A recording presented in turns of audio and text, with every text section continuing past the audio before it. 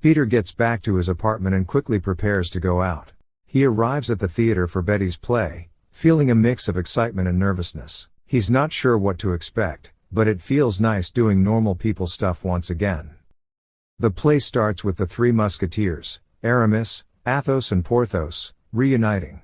When they end the scene saying all for one and one for all, Peter sees himself and the other Spider-Men from the other universes in the place of the musketeers. Then Betty appears as D'Artagnan. Peter can't help but feel captivated.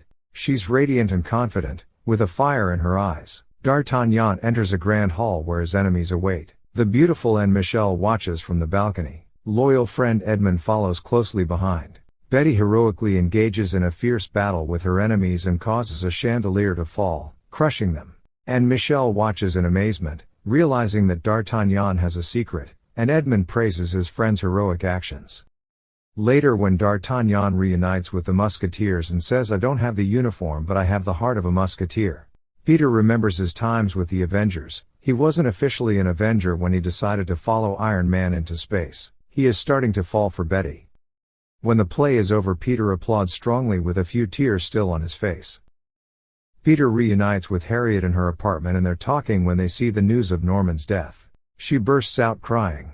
Peter hugs her. Meanwhile, the Scorpion is taking money from two money trucks. "Easy, gents. Just remember, this ain't your money I'm stealing. Play it smart and you'll get away with a few bruises, and the honor of being ripped off by the Scorpion himself." Back in Harriet's apartment, she's crying. She thanks him and says she wants to sort everything out with her family. She starts to receive calls on her cell phone.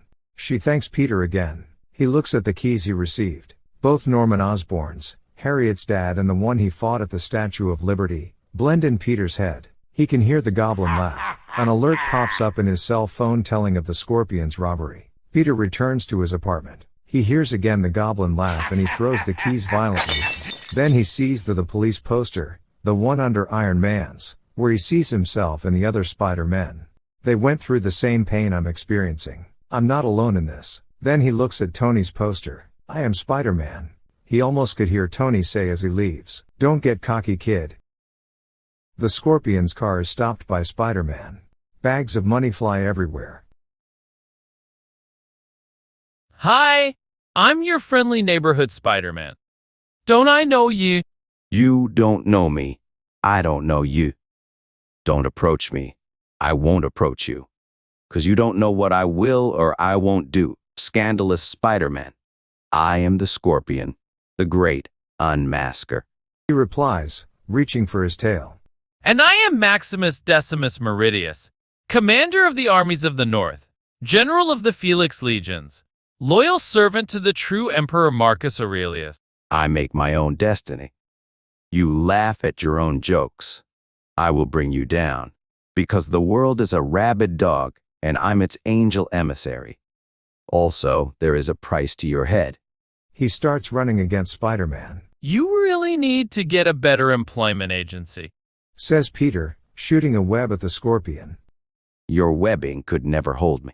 Matt Gargan answers while throwing his fists. The police will do the holding. All I'm doing is the stopping.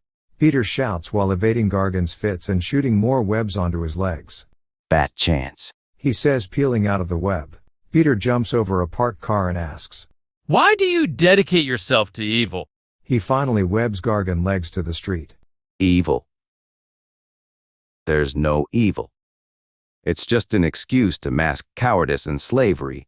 But the key to freedom is there, for those who dare to push the limits. Did you need to become a criminal? Peter asks while reaching the Scorpion. The Scorpion tries to punch his jaw, but Spider-Man is fast enough to catch his fist, not fast enough to escape from the tail that injects him with poison. I like the intensity, said Scorpion while releasing the laugh of someone that surprises with their own answers. He peels off the webbing and grabs a debilitated Spider-Man. You think you can hide behind your mask, but poison gets to all the corners and hidden places. There's nothing really sacred, he says while climbing a building while holding Peter. The city clown will soon fall down without a mask to hide in. He gets to the top. The great Spider-Man, slayer of the criminal set, cut down in his prime. How the city will mourn for the loss of their little vigilante. But tomorrow they'll mourn you a little less. By next week, you'll fade into a fond memory. The Scorpion states to a drowsy Spider-Man. You came here to die. And you know it. Now, it's time to say goodbye. He throws Spidey off the building.